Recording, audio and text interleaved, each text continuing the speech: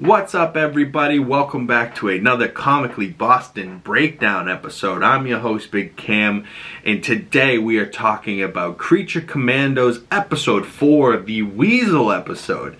And this one is kind of touching in the heartbreakingest, worst of ways.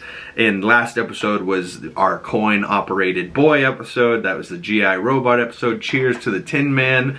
Oh, loved that GI Robot episode. So Sean Gunn getting back-to-back weeks of episodes that are kind of based around his characters. Kind of cool, kind of dope. Kind of heartbreaking what goes on with the Weasel. But we'll get right on into what happened in this episode. And it's nuts. It really is. This show is just phenomenal. And it's short, sweet. Like, this episode was like 25 minutes, 26 minutes in runtime with credits and intro and all that stuff. And so much happens, and they pack it all in, and it's really just so well done. So we open this episode on Flag and Elena kissing, and she's like, "Oh, I have so many feelings for you, Rick Flag," and he's like, "Yeah, I gotta go." And so he walks away from her, and then we get the intro. And then we cut to Economos, John Economos, which he's from Peacemaker, and he's been in a couple other things. I think he was in Black Adam as well. James Gunn's The Suicide Squad, right? Like, Economos is one of our favorite characters and so funny. And he's getting pressed by the Weasel's attorney. And she's like, "Where is he? You can't tell me he's not been eating." And Economos is like, "I don't know what you're talking about, lady. Fucking, he's not here." And then all of a sudden, a helicopter lands outside, and he gets off, and he's like, "Oh, fuck." So the lady sees that they've been sending out the Weasel to do work again. Ooh, even though they're not supposed to be doing it. But as the helicopter lands, the team starts, like, dispatching out the helicopter, and the bride and Flag start talking, and Frankenstein makes his appearance near the crew for the first time, and he's up in a helicopter looking down, and he's like, "Who is that handsome man?" And he's like, "It's Rick Flag, I used to work with him." And he's like, "He grows a beard and he's handsome." And he goes, "What, do you think I'm not a man? Because I can't grow a beard? Does that make me a baby man?" And he starts, like, choking out one of the soldiers, and the pilot's like, "What are you doing?" He's like, "Mind your own business." Dude, David Harbour as Frankenstein, I need to see in live action so bad. But Frankenstein's huge, like, David Harbour's a big guy, but he's not 7 foot, so, like, I'd be very curious at how they do that in live action, but I'm so ready to see how funny Frankenstein is in live action. But we cut to Weasel's attorney calling Weasel John Doe, which is pretty much just names given to victims that don't have, like, can't be identified type of thing. So she calls him John Doe, and she's like, "We don't know who he really is." And he's like, "That's a he? Excuse me? Okay." But Flag's like, "I thought he killed 28 children." And there's a little flashback, and we see young Weasel in a burning building, kind of like grabbing children. And it kind of looks more like he's pulling children out of a fire rather than killing children. But, when people just see a monster, they think their first thought, and they don't try and think anything else, They're just like, "It's a weasel man."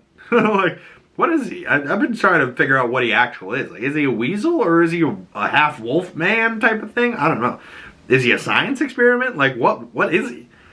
No one knows. Just Weasel. He's a weasel. But so the attorney says that it wasn't 28 kids, and it was falsely accused killing 8 kids. And Flag goes, "And convicted." And she goes, "But he didn't do it." And he's like, "Okay, whatever. You can take him." So the attorney goes and talks to Weasel. But we see Frankenstein, after he was choking out that other guy, that his helicopter crashes, and he walks away from it like a badass, where it's burning in the background, and he just writes Rick Flag on his hand, and he just just walks into camera with this "badasses don't turn around to look at explosions," that type of thing.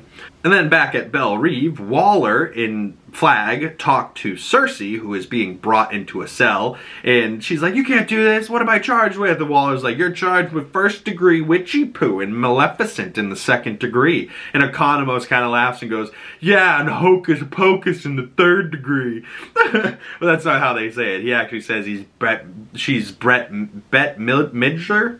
I think I said that close enough. Flag ends up going, "I think he just called her hocus pocus," which I thought was funny as hell. But just the fact that she goes Waller in Viola Davis's deep voice and just iconic voice, she's like, "You're guilty of first degree witchy poo."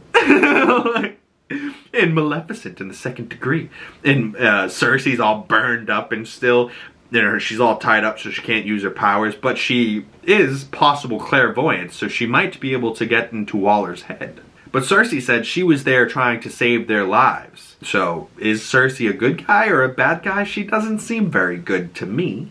We cut over to Weasel's attorney, though, and she's showing him some pictures. I believe Weasel's attorney is also voiced by Linda Cardellini, which is awesome. I love Linda Cardellini.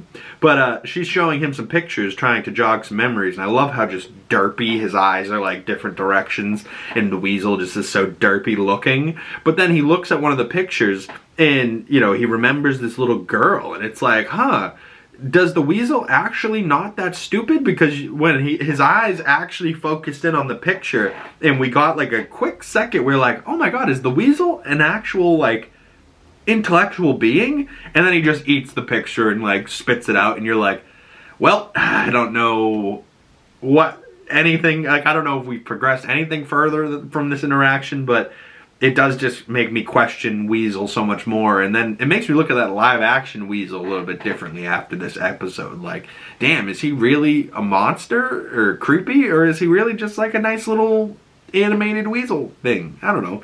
Sean Gunn, I love it. But the attorney's out of time, so she's like, I'll figure something out, as Weasel gets dragged back to his cell. But Cersei shows Waller a montage of the future, and I have a quick little clip of this. Or what?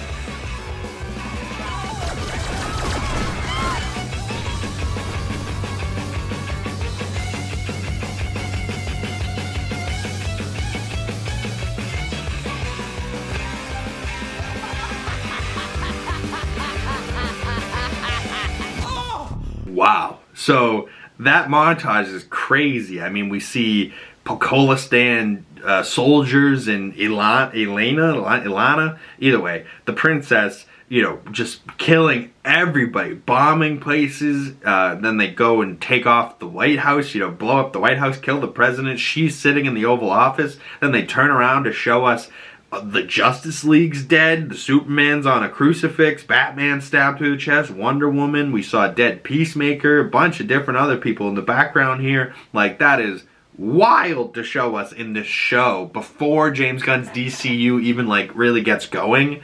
Is this the future that we're going to be seeing, or is this just a future where they don't go and kill the Princess of Pokolistan? Like, she didn't seem like she was all that bad, but apparently she's ready to go off at any moment and kill a whole bunch of people. We also saw Gorilla Grodd in that process. And Gorilla Grodd is from many, many DC comics, and some people love him. Other people are like, I don't really get it. He does look pretty badass in this Gorilla Grodd armor, though. I mean, I'm into it. I'm into it. The only real experience I have with Gorilla Grodd was in the animated Justice League show, or even Justice League Unlimited. I don't know which one it was. But either way, he was kind of derpy in that. I mean, still smart, but he's just kind of like a gorilla. He kind of reminded me more of like Hank McCoy than anything, you know, from Marvel side of things.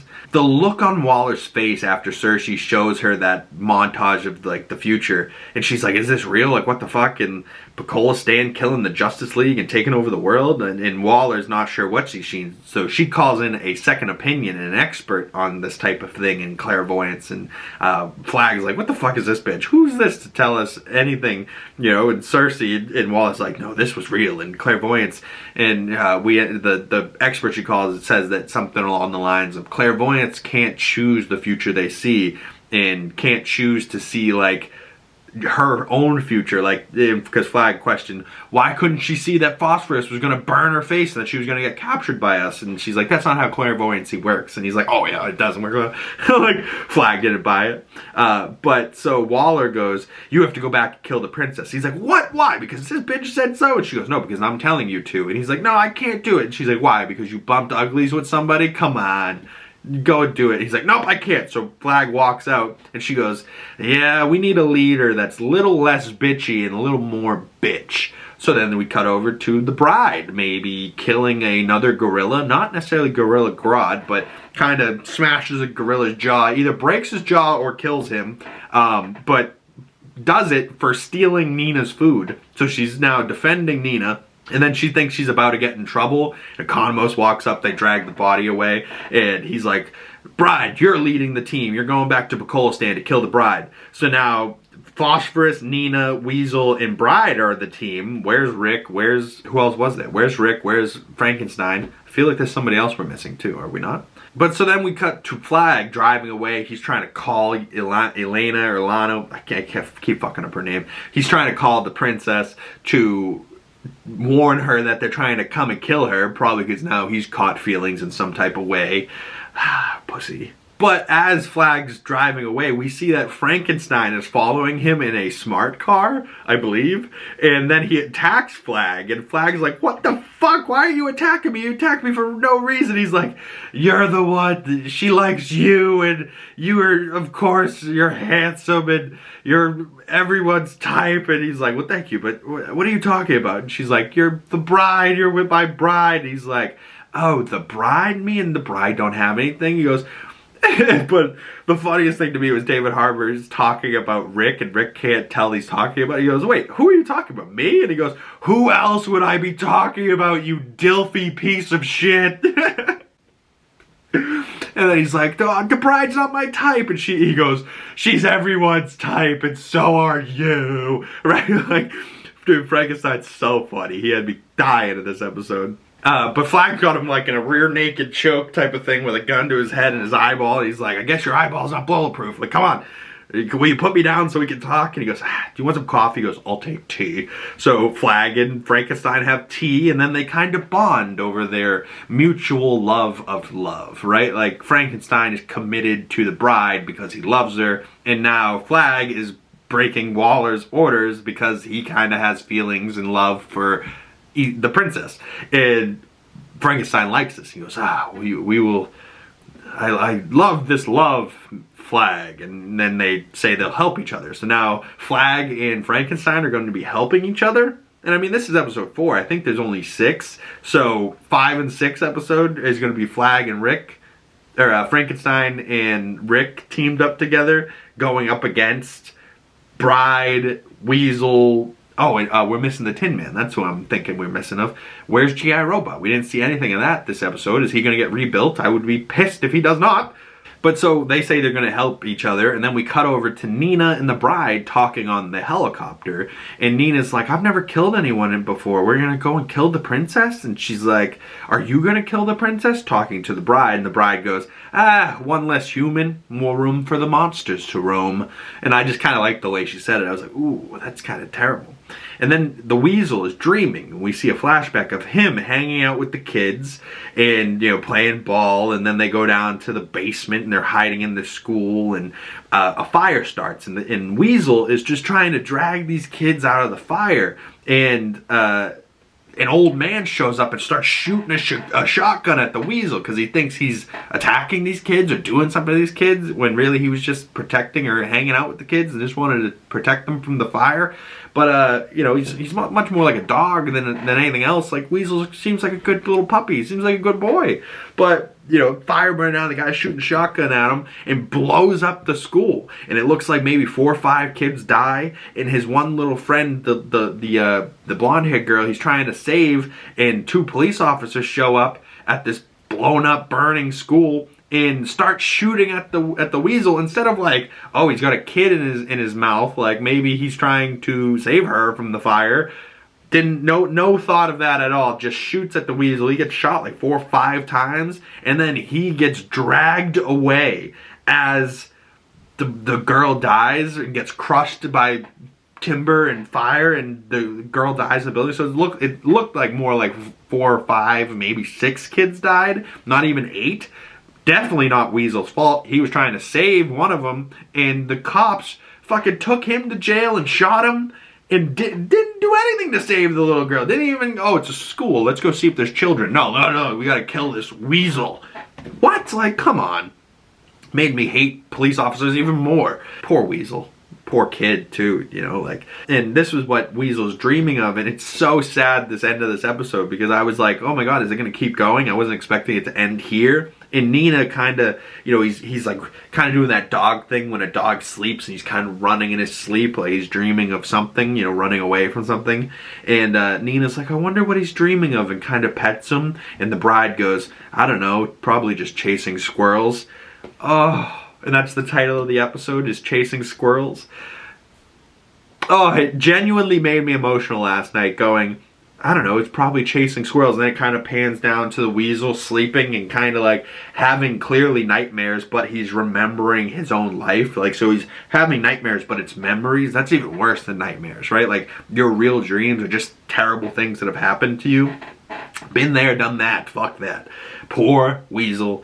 Not dreaming about chasing squirrels. He's dreaming about his friends, the only people that ever cared to look at him not like a monster and play with him and fed him when he was hungry, and he was just trying to protect him and save him, and he ended up in jail, God knows what, over this incident with the kids. And he's not human, so he can't necessarily say what happened back. You're like, that's terrible, man. But that's where we go to credits with this episode. And just with the little teaser for next week, it seems like we're going to be getting a Frankenstein and Rick Flag versus Clayface, and Alan Tudyk's voicing Clayface. And also there's going to be a Clayface movie in the works. So maybe this is that same Clayface, because even though this is animated, this is still the live-action DCU that James Gunn is going to be continuing with Superman, right? Because Frank Grillo as Rick Flag is 100% confirmed to be in Superman playing the same character, you know? So we should be looking at this world as if it is live-action DCU, because that's how James Gunn's treating it, you know?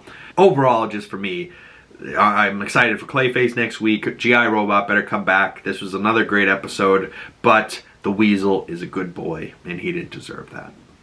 Very sad stuff. But comment below your thoughts on Creature Commandos.